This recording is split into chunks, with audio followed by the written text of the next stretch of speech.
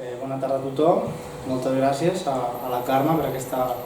presentació i moltes gràcies també a tot l'equip del CEDID i al Departament d'Història Moderna i Contemporània de la Universitat Autònoma de Barcelona per acollir-me aquí i per donar l'oportunitat de continuar en la meva tasca de recerca, i moltes gràcies també als alumnes de Nacions i Nacionalismes que han vingut a escoltar el seu jove professor parlar de violencia política y reconciliación nacional. Vale, lo que voy a hacer en los próximos 3/4 de hora, ¿no? Más o menos, es lo que 40 o 45 minutos. Es fácil. Sí, vale, bien. Como ha explicado Carmen, es exponer las líneas y los resultados principales de la que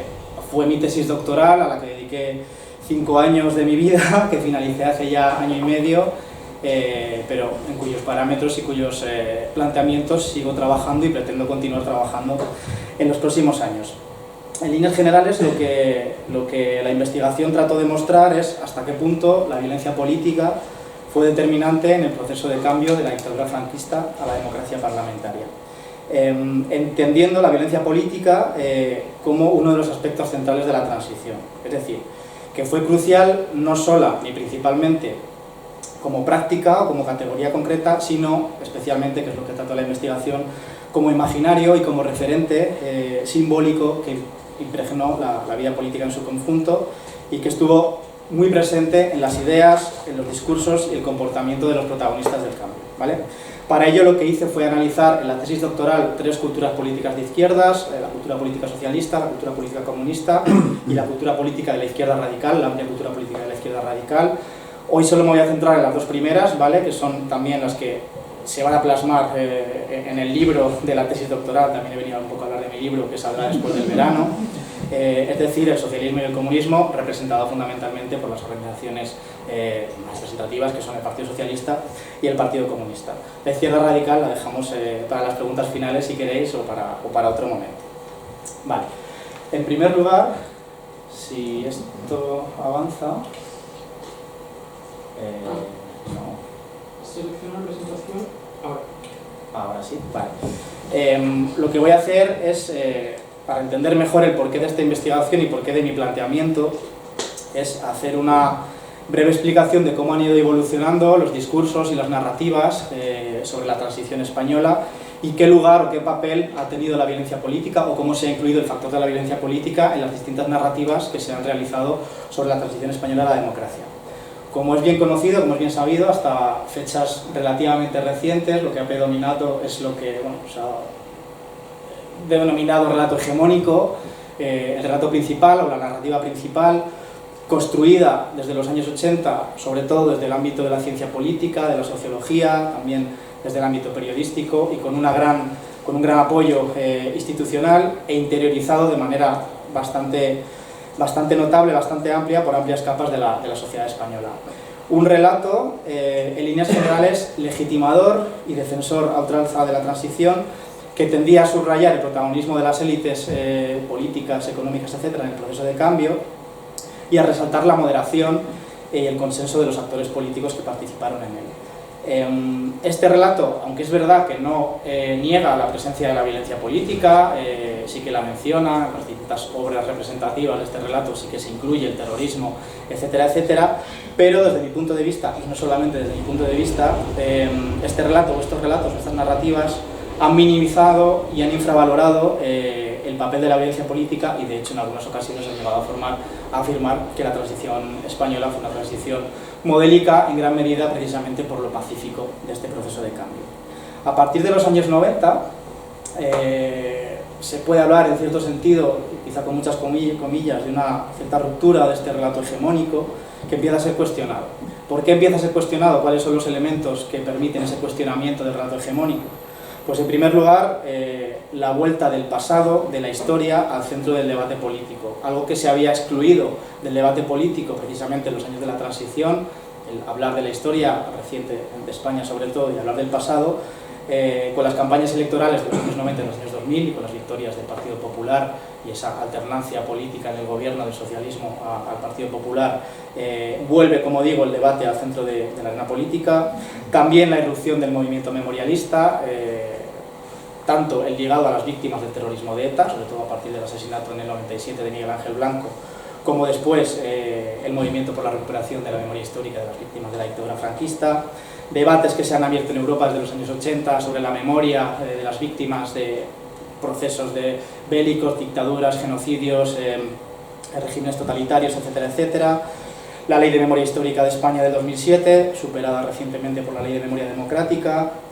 la apertura de la causa del juez Garzón contra los crímenes del franquismo, la querella argentina,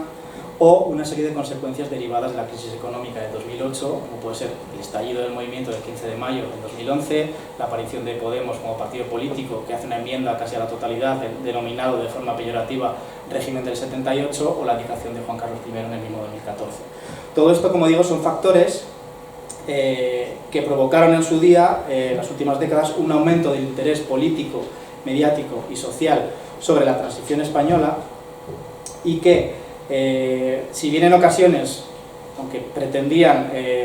saltar los lugares comunes o sobrepasar o trascender los lugares comunes que había instaurado sobre la explicación, las narrativas de la transición española, algunas veces instauran unos lugares comunes nuevos, como puede ser la teoría del fraude, de la transición inacabada, o el mito de la traición de la izquierda, también han permitido la desmitificación del proceso y la introducción de nuevas líneas interpretativas. De forma paralela, en el ámbito historiográfico también se produjo una renovación de los estudios sobre el franquismo y la transición desde los años 90, de la mano de algunos de los autores que están esta tarde en esta sala: Manuel Pérez Ledesma, Álvaro Soto, Carme Molinero, Pere Sas, Xavi Domènech, etcétera, etcétera. Lo que hicieron fue introducir nuevas perspectivas de análisis, tanto del periodo franquista como del tardofranquismo, en consecuencia de la transición, que prestaban mayor interés hacia determinadas temáticas que hasta ese momento habían quedado en un segundo plano, como puede ser, por ejemplo, la importancia de las movilizaciones sociales en la crisis final de la dictadura y en la construcción también, o en el proceso de construcción del nuevo régimen democrático,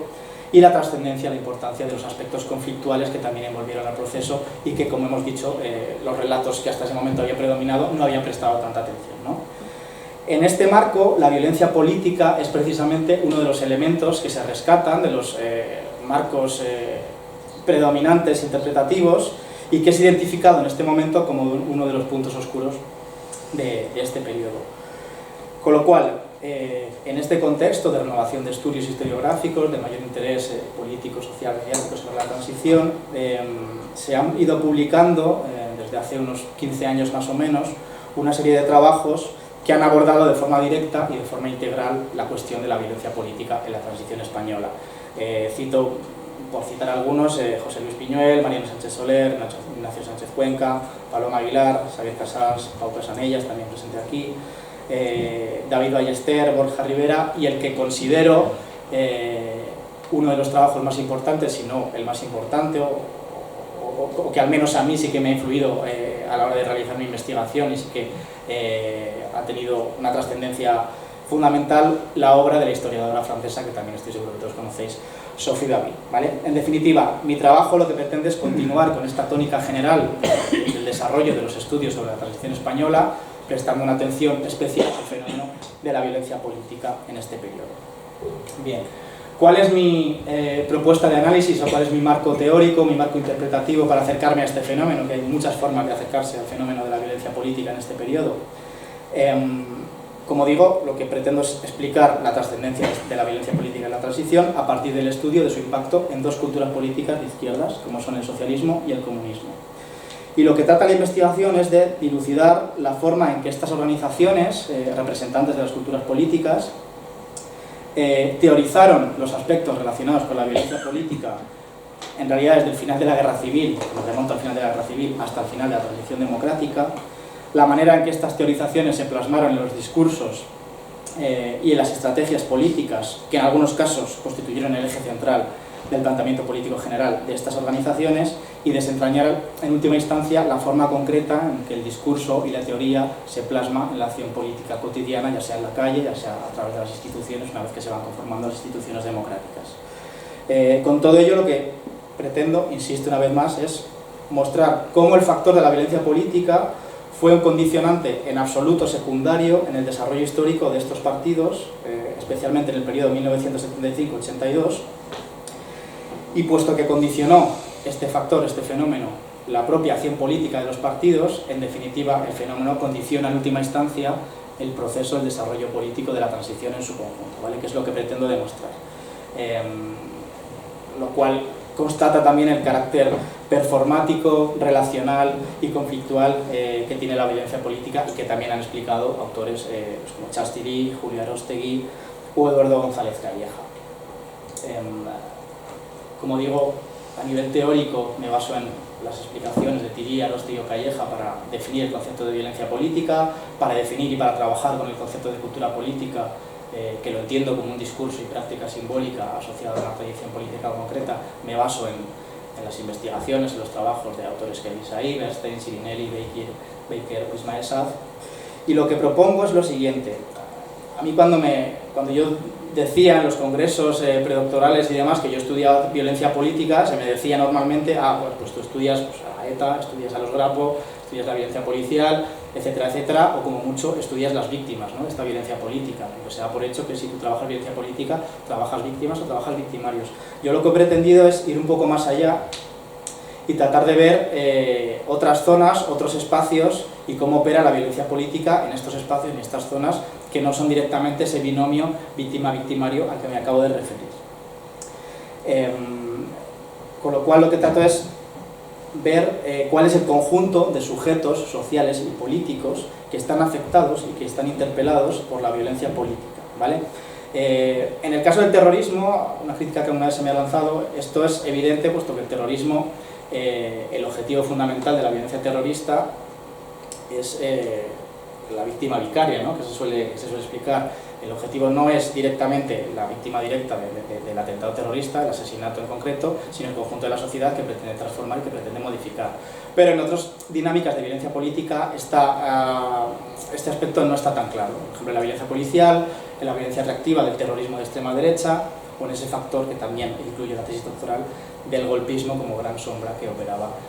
durante todo el periodo de democratización. Con lo cual lo que intento es trascender esa interpretación binaria víctima-victimario y tratar de ver cómo opera el fenómeno en otros actores, en apariencia secundarios, pero que muchas veces no lo son, del acto concreto de violencia política. Y en definitiva lo que trato de hacer es, también citando a alguno de las personas que forman parte de este departamento, como pues el Javier Rodrigo, desentrañar las lógicas de la cultura de la violencia política, es decir, cómo está presente en la memoria de la sociedad española de los años 70, cuál es su percepción colectiva, de qué forma persisten las relaciones sociales, de qué forma se transmite cultural y simbólicamente, etcétera, etcétera. Vale.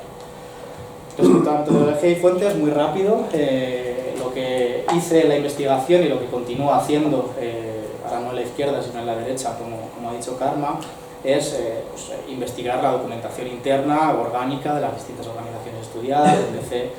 o del PSOE, la propia prensa de las organizaciones, la propaganda política que emiten,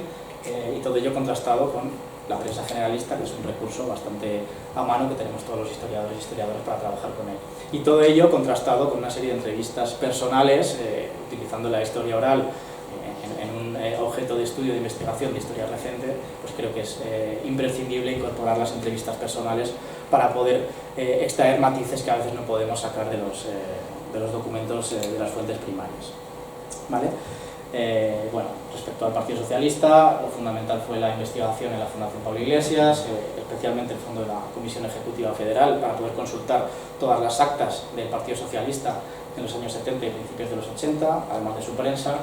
y para el Partido Comunista, el Archivo Histórico del Partido Comunista de España, que está en Madrid, y los fondos de documentos PCE y las sesiones plenarias del Comité Central y también del Comité Ejecutivo que se encuentra en ese fondo. Bien.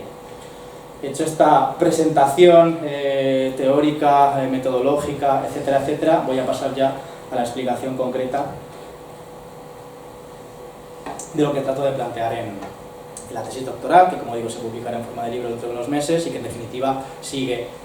impregnando mis investigaciones a día de hoy. Creía imprescindible a la hora de abordar el fenómeno de la violencia política en los años 60, 70 y 80, que es el marco cronológico en el que estamos, hacer una mirada a lo que ocurre fuera de las fronteras nacionales, ¿no? Y enmarcar la historia de España en su contexto global.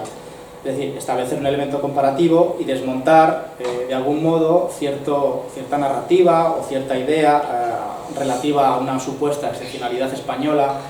en cuestiones de violencia política, y desterrar el mito de una España cainita que por una fuerza sobrenatural, nadie sabe muy bien de dónde, estaría condenada a emplear la violencia entre sus propios habitantes a lo largo de la historia. Lo que encontramos cuando echamos una mirada más allá de las fronteras nacionales es que los fenómenos que se dan en España de violencia política en los años 60, 70 y 80 tienen también su correlación en otras latitudes, tanto del continente europeo como fuera del propio continente europeo. Y en este respecto hay que hablar de la tercera oleada terrorista, ¿no?, que teorizase el politólogo David Rappaport hace ya unos años, de los años de plomo del terrorismo ligado a la extrema izquierda, pero también al nacionalismo étnico, el terrorismo etnonacionalista, que, como digo, tiene su desarrollo a lo largo y ancho del planeta en esta época y, por supuesto, también trasciende dentro de las fronteras nacionales, a pesar de que España sea una dictadura con un hermetismo al exterior bastante considerable. Además, la tercera ola democratizadora, en la que se inserta la transición española, coincide plenamente con esta tercera oleada terrorista. No hay que entender por ello que una sea consecuencia de la otra, pero sí que hay que tenerlo en cuenta, bueno, pues para poder analizar con mayor precisión los fenómenos que estamos explicando, ¿no? ¿Qué es lo que ocurre relacionado exclusivamente con la izquierda o con las izquierdas en el largo 68, ¿no?, esa expresión de long sixties acuñada por algunos autores como Arthur Marby? Se va construyendo un corpus teórico, de renovación teórica, renovación política, un corpus práctico que fija también su atención a procesos, pues como pone aquí, de liberación nacional de Argelia, Cuba, Vietnam, el tercermundismo, el maoísmo, el foquismo, las guerrillas, etcétera, etcétera. Todo ello, como digo, genera en determinados ámbitos de la izquierda un corpus teórico, ideológico y práctico que revaloriza la violencia como herramienta política en determinados ambientes, provoca su romantización y naturalización y atrajo a una parte de la izquierda. Aquí se me podría criticar que esto es algo que exclusivamente toca o está relacionado con la izquierda radical, que tiene que ver el Partido Comunista o que tiene que ver el Partido Socialista con esto que estoy explicando, este corpus teórico, político y práctico ligado al ciclo de protestas del 68. En la tesis doctoral, en el libro, y lo que yo voy a hacer aquí, se explica que tanto el PSOE como el PCE también se ven influenciados por este marco del 68, o bien de forma directa, adoptándolo en sus discursos. La radicalización discursiva del PSOE de aquellos años es, entre otras cosas, consecuencia que tiene que ver con esto. La adopción del socialismo autogestionario también tiene bastante que ver con esto, como explicó Don Mateos, pero no solamente por ello, sino por el surgimiento de una serie de organizaciones precisamente de izquierda radical que empiezan a competir por la hegemonía de la izquierda dentro del amplio movimiento antifranquista, con lo cual la influencia dentro de estos partidos y de cómo teorizan estas cuestiones y cómo van a incluirlas en su marco discursivo también tiene una relevancia fundamental. Más allá de aquí, habría que hablar también de otros procesos de violencia política que se dan, como digo, fuera de España, pero también en todas las fronteras nacionales, que estarían relacionados con toda una serie de estrategias contrainsurgentes que ponen o que llevan a cabo diferentes gobiernos precisamente para hacer frente a esta subversión ligada al movimiento del 68 y a otros procesos como el nacionalismo, el terrorismo no nacionalista, estrategias guerrilleras, insurreccionales, etcétera, etcétera. Se establece en algunos países cierta doctrina antisubversiva de seguridad nacional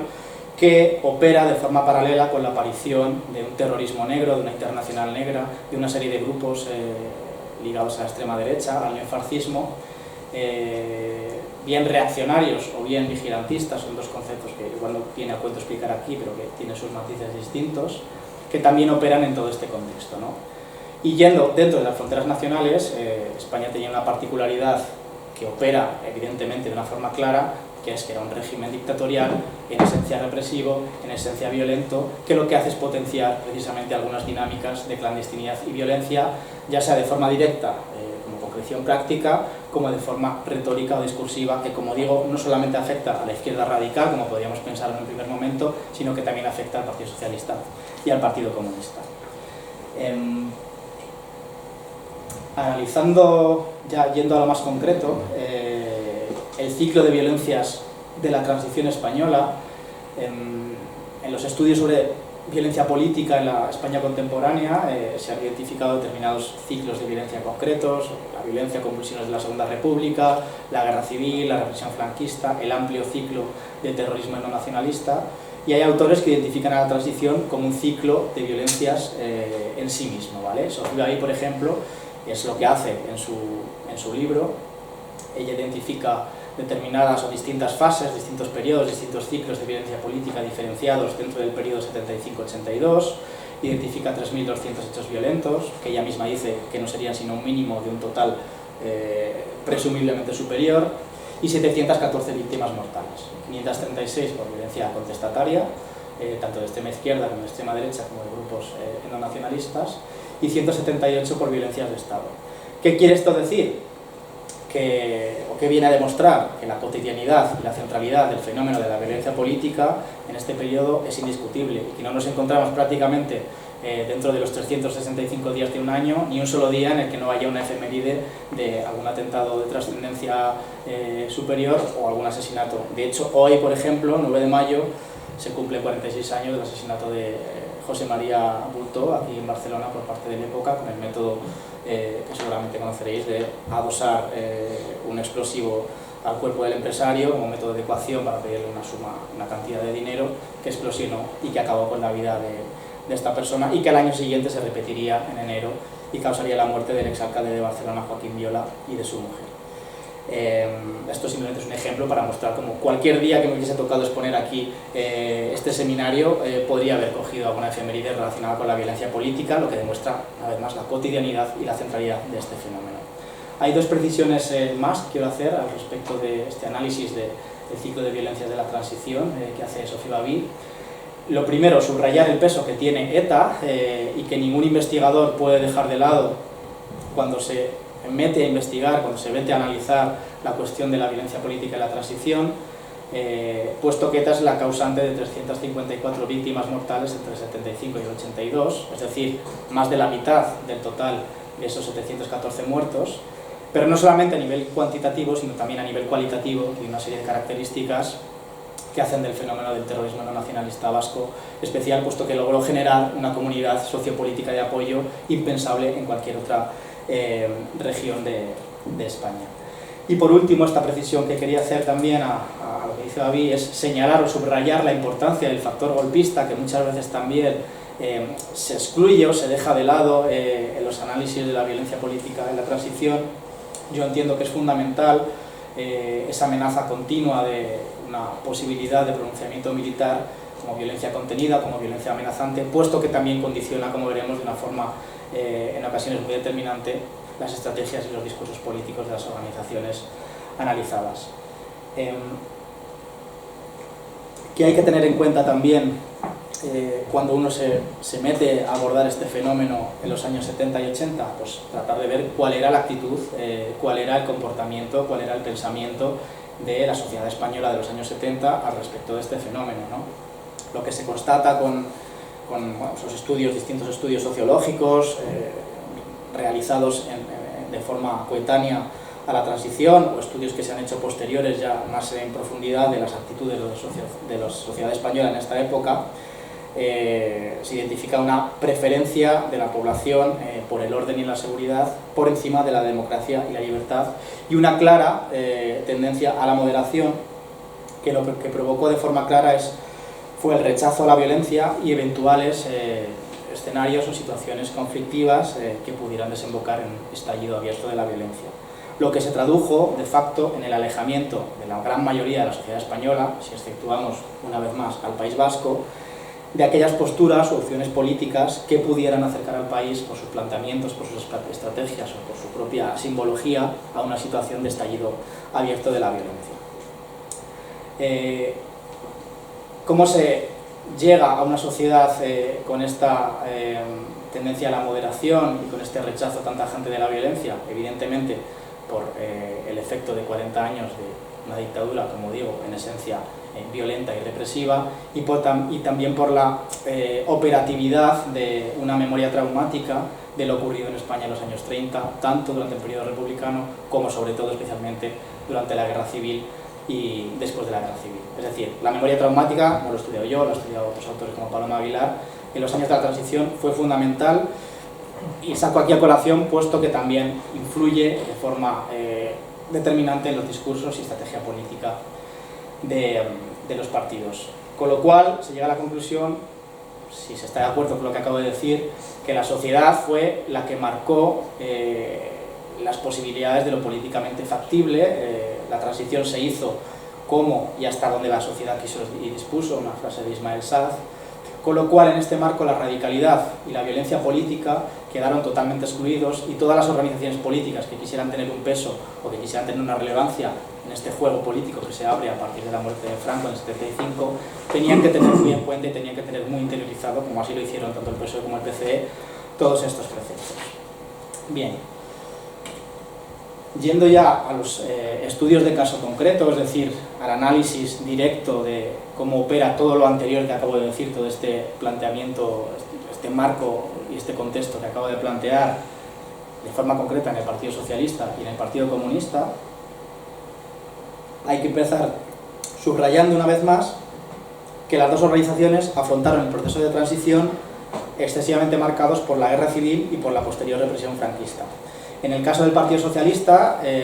las experiencias traumáticas de guerra civil, primera represión, el primer franquismo, también la Segunda Guerra Mundial, la degradación de los regímenes parlamentarios en Europa en los años 30 y 40, etcétera, etcétera, lo que hace es modificar o revalorizar dentro de su cultura política el humanismo, el pacifismo, el pluralismo y la democracia, y abandonar de forma definitiva cualquier tentativa insurreccional que durante los años 30, sobre todo de mano de sus juventudes, sí que había tratado de poner en práctica, especialmente a partir de 1934. Cuando se produce el periodo de reconstrucción del Partido Socialista, rápidamente, desde principios de los años 40, se adopta o se busca la solución pacífica del problema español, es decir, que el final de la dictadura tendría que venir no de la mano de una insurrección o de una práctica más o menos intensa de violencia política, sino de forma pacífica, lo cual va a estar muy presente en los años de la transición. Los comunistas, por su parte, si bien en los años 40 adoptaron la guerrilla y la estrategia insurreccional como su principal seña de identidad, a partir del giro táctico que se da en el 48, que ya de sobra conocido, y sobre todo a partir de 1956, de la promulgación de la política de reconciliación nacional, el Partido Comunista va a no solamente a aceptar, sino que va a asumir y va a incorporarlo como una seña de identidad fundamental, la vía pacífica, tanto para acabar con la dictadura como para la consecución del socialismo, y el descartar cualquier tipo de revancha contra quienes estaban manteniendo un régimen dictatorial y represivo una vez que este fuese a finalizar. Y lo que hace la política de reconciliación nacional es imprimir dentro del propio PC una nueva voluntad para la reconstrucción del cuerpo de nación, que va a marcar toda la estrategia posterior del Partido Comunista y que va a ser fundamental en los años de la transición. La concepción de ruptura democrática que se desarrolla tanto por socialistas como por comunistas en los inicios de la transición, a partir del 74 con la Junta Democrática, o con Suresnes, o el 75 con la presentación de la plataforma, beben directamente de lo que acabo de explicar, ¿no? De esa búsqueda de la solución pacífica del problema español, o directamente de la política de reconciliación nacional. En el caso del PSOE, es cierto, como he dicho al principio de esta exposición, que mantiene cierta retórica maximalista, cierta retórica radical, que en algunos casos de hecho le hace parecer en apariencia más radical que el propio Partido Comunista, como digo y subrayo, solamente en apariencia, pero lo que observamos claramente, como también han explicado otros autores mejor que lo que he hecho yo, es un transformismo ideológico que hace que finalmente lo que prime no sea ese discurso retórico que incluso a la altura de 1976 está hablando de la posibilidad de un estallido violento si las fuerzas del régimen se resisten a la transición democrática o al proceso de democratización que ya se ve que se está iniciando. En la práctica el pragmatismo es lo que prima dentro del Partido Socialista. En el caso del PC, además de la política de reconciliación nacional, en los años 70 va a adoptar el eurocomunismo y la defensa de la democracia liberal, o de las reglas del juego de la democracia liberal y parlamentaria, y va a insistir continuamente desde el 74, por poner una fecha, cuando se presenta la Junta, hasta las elecciones generales de 1982, va a tratar de acentuar de cualquier forma posible su credibilidad democrática y su responsabilidad como partido de Estado, para poder ser aceptado por el conjunto de la población y para poder ser incluido en ese nuevo político que se está abriendo con el proceso de democratización. Y de ahí viene la insistencia continua en todos estos años de las llamadas del PC o del PSUV, en el caso catalán, a la política de concentración democrática, a la construcción o a la consecución de un gobierno de concentración nacional para poder solventar las problemáticas a que estaba haciendo frente la España de aquel momento, entre las cuales destaca, junto a la crisis económica, precisamente la cuestión del terrorismo y de la amenaza golpista. Bien, ninguna de estas organizaciones, ni el PSOE ni el PC, pero tampoco las organizaciones de izquierda radical, que sí que están incluidas en la tesis doctoral, quedó ajena a las diferentes expresiones de violencia política en estos años, ya sea el terrorismo de extrema izquierda, el terrorismo etnonacionalista, la acción de los grupos de ultraderecha o la violencia policial. Todas las organizaciones, como digo, la sufrieron de primera mano y en ocasiones con muertos sobre la mesa. Y esta violencia, en consecuencia, y en ocasiones de forma determinante, influiría una vez más en los análisis, en los planteamientos y estrategias políticas. Es decir, que tenemos una violencia pasada, una memoria de la violencia pasada que está operando, que está modulando y que está modificando los comportamientos y las estrategias políticas de estas organizaciones, pero también tenemos una violencia coetánea, una violencia presente, sufrida en primera persona por estas organizaciones, que evidentemente también modifica o también opera o también influye en las estrategias y el comportamiento político de estos actores. Lo que observamos en líneas generales es una tendencia progresiva al pragmatismo y la moderación de PSOE y PCE, que fueron modulando precisamente las movilizaciones mediante llamadas a la contención y a la responsabilidad colectiva para evitar, como excusa siempre está esto en cualquier panfleto, en cualquier discurso, en cualquier extracto de crónica periodística, para evitar precisamente una escalada de la violencia incontrolable y la desestabilización general del proceso de conquista democrática que poco a poco está trayendo a los españoles derechos y libertades.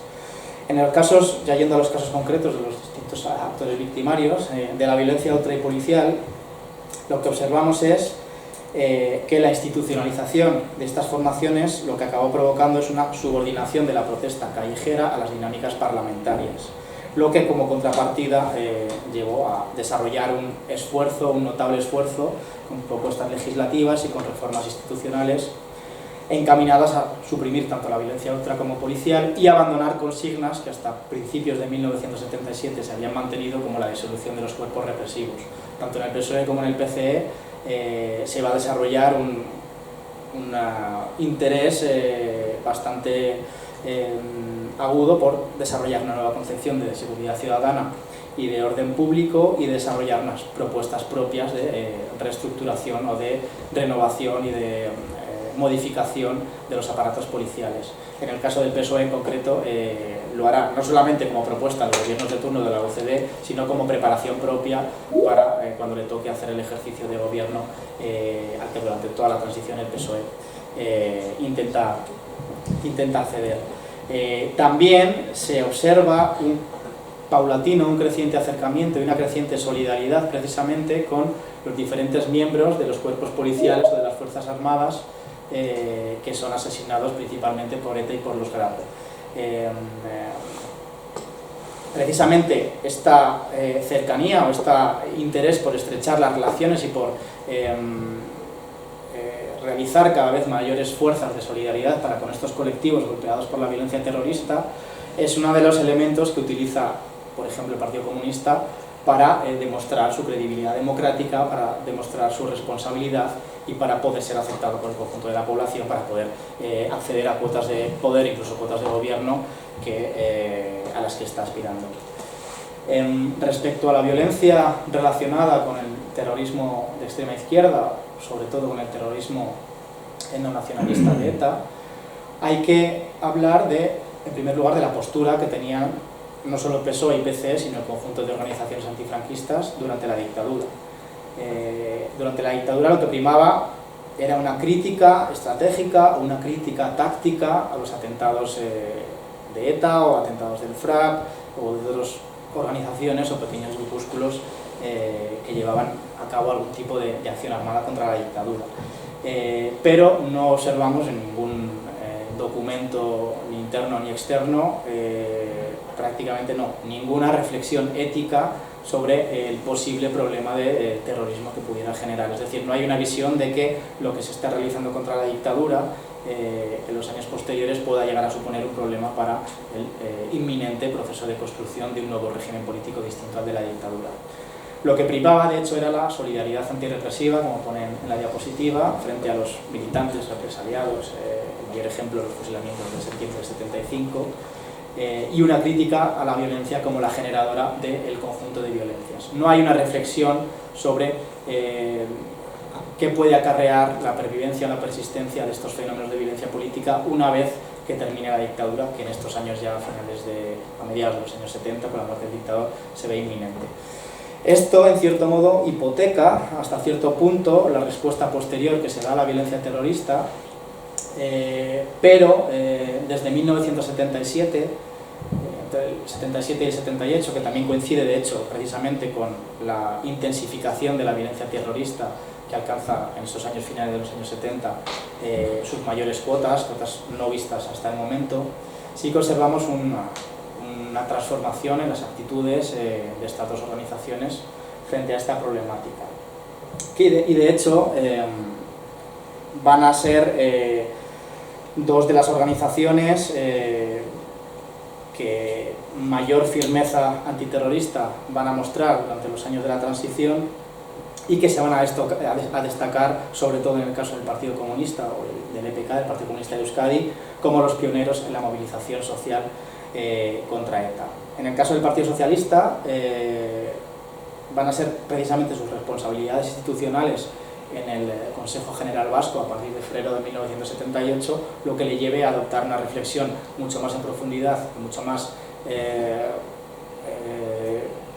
detallada sobre la problemática de la violencia terrorista, puesto que está teniendo que ser el sujeto que aborde esa problemática en la región vasca. Como decía Roberto Lerchundi, la estrategia de la violencia era la antiestrategia del eurocomunismo, puesto que impedía el protagonismo de la clase obrera. Por lo tanto, el PSOE y también, el PC y también el PSOE van a tratar de hacer de la movilización social contra ETA, específicamente, que es dentro de este colectivo de victimarios de extrema izquierda y terrorismo no nacionalista, evidentemente quien más destaca, van a tratar de hacer de la movilización social y una vez más del acercamiento y la solidaridad para con las víctimas de ETA, principalmente policías, militares y guardias civiles, otra seña de identidad particular. Como propuesta a la resolución de esta problemática, que identifican claramente como una de las principales o uno de los mayores problemas de la transición en estos momentos, junto con la crisis económica, lo que van a proponer, y está desgranado de una forma mucho más detallada en la investigación realizada, son las soluciones políticas. ¿Cuáles son estas soluciones políticas? Insistir en la promulgación de la Constitución, insistir en el desarrollo de la España de las autonomías, la promulgación de estatutos de autonomías, e insistir en el desarrollo, en la implantación de la democracia en todos aquellos lugares a los que todavía a finales de los años 70 no había llegado. Ambas formaciones o ambas culturas políticas, tanto comunistas, sobre todo precisamente por ese papel institucional, los socialistas, como digo, van a sufrir de primera mano continuamente el acoso y la violencia de la izquierda abertzale, lo cual va a llegar a generar no pocos problemas en el seno de las dos organizaciones, tanto el EPK como el PSE, que no les van a hacer, sin embargo, abandonar su firmeza antiterrorista y desarrollar, entre comillas, y en palabras de, ahora no recuerdo el nombre, una épica de la resistencia frente a esta violencia practicada por ETA y por la comunidad abertzale, como digo, de una forma bastante hostil, especialmente con el Partido Socialista de Euskadi. Por último, relativo a la cuestión de la amenaza golpista o del estamento militar como estamento de presión o como grupo de presión durante toda la transición, hay que subrayar que el miedo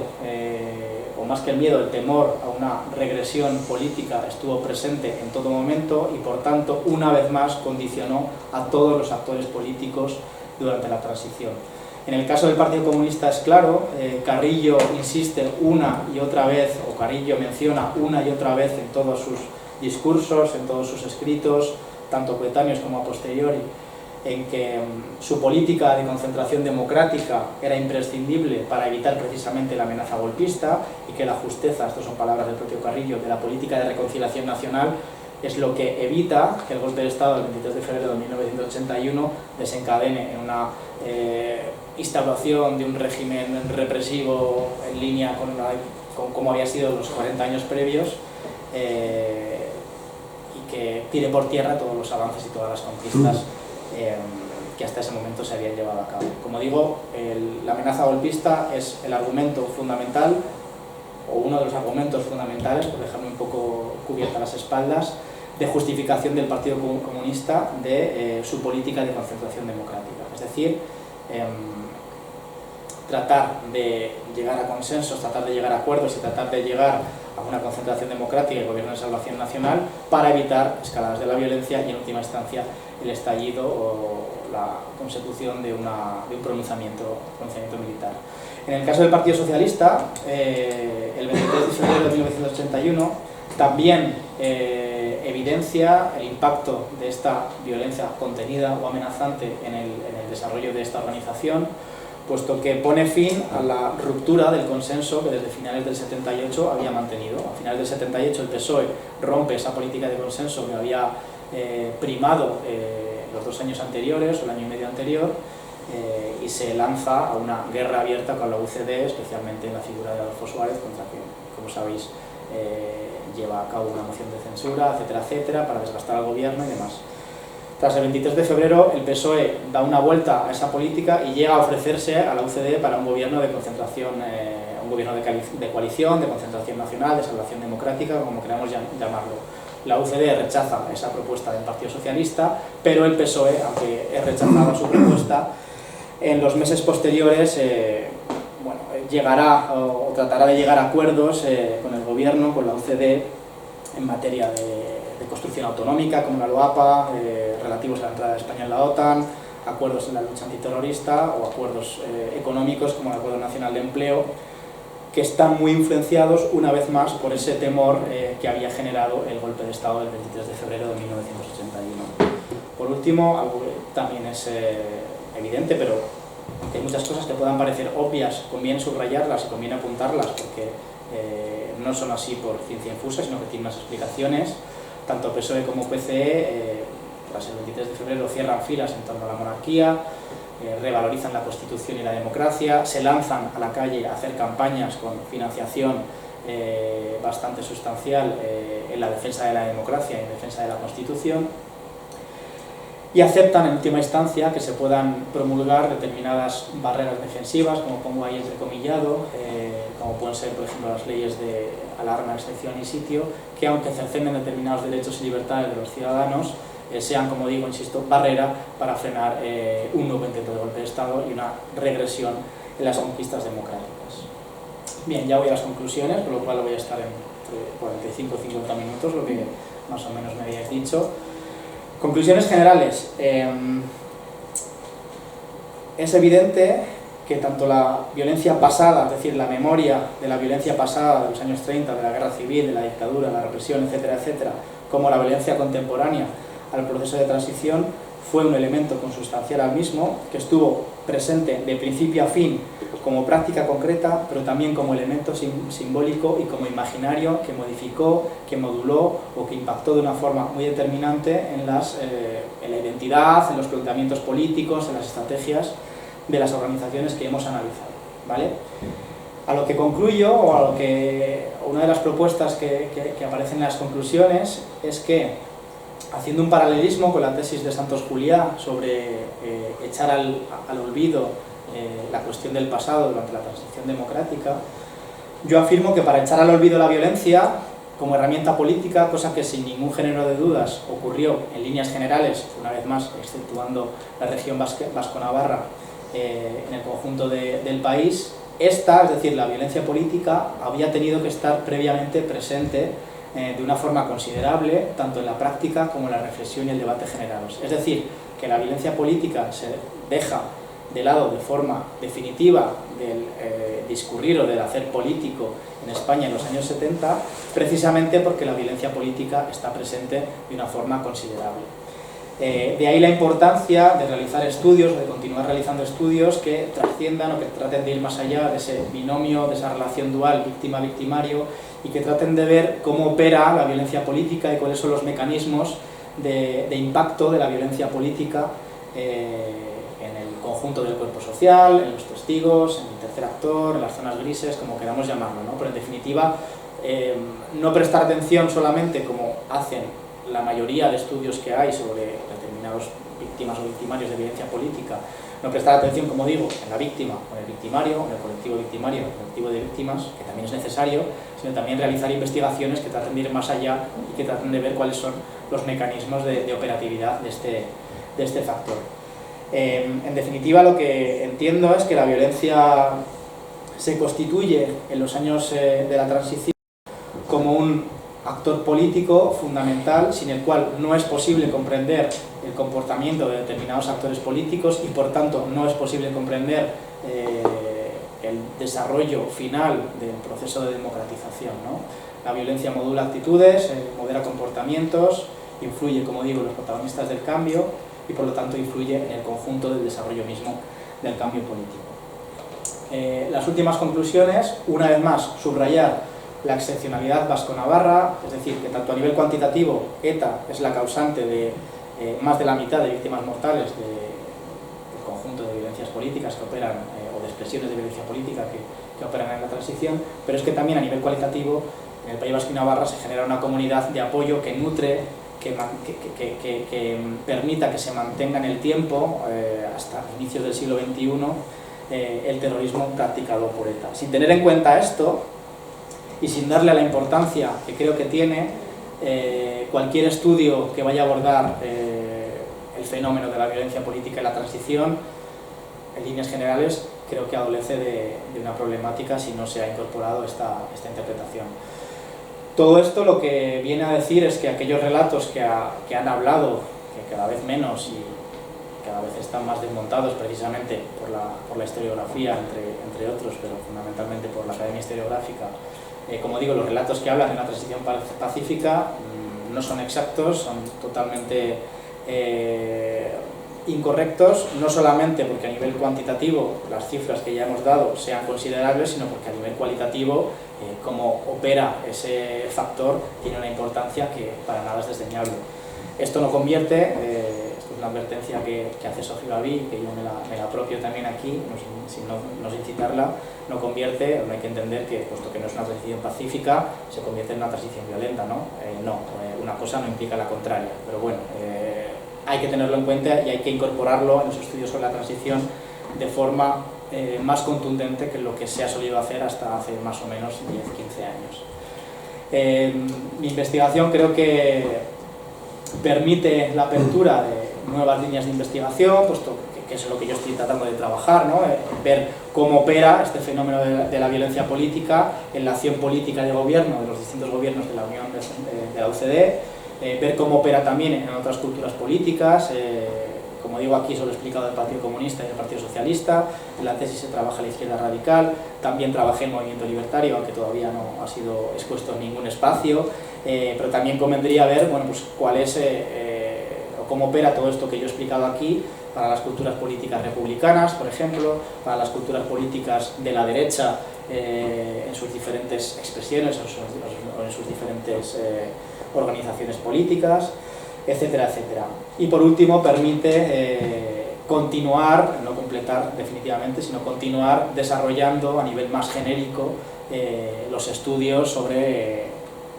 la violencia política en la España contemporánea o en concreto en el siglo XX español. Fundamentalmente se han centrado, como dice González Calleja, en una serie de temáticas concretas: el obrerismo revolucionario, la Segunda República, la Guerra Civil, el franquismo y el terrorismo de ETA, pero creo que la transición tiene su propio hueco como digo, insisto, como ciclo de violencias en sí mismo, y que conviene, por tanto, continuar profundizando en todas estas cuestiones. Y por mi parte, hasta aquí, 50 minutos justos, así que nada, gracias por escucharme, y ahora pues estaré encantado de recibir las críticas pertinentes o las preguntas que se me quiera hacer.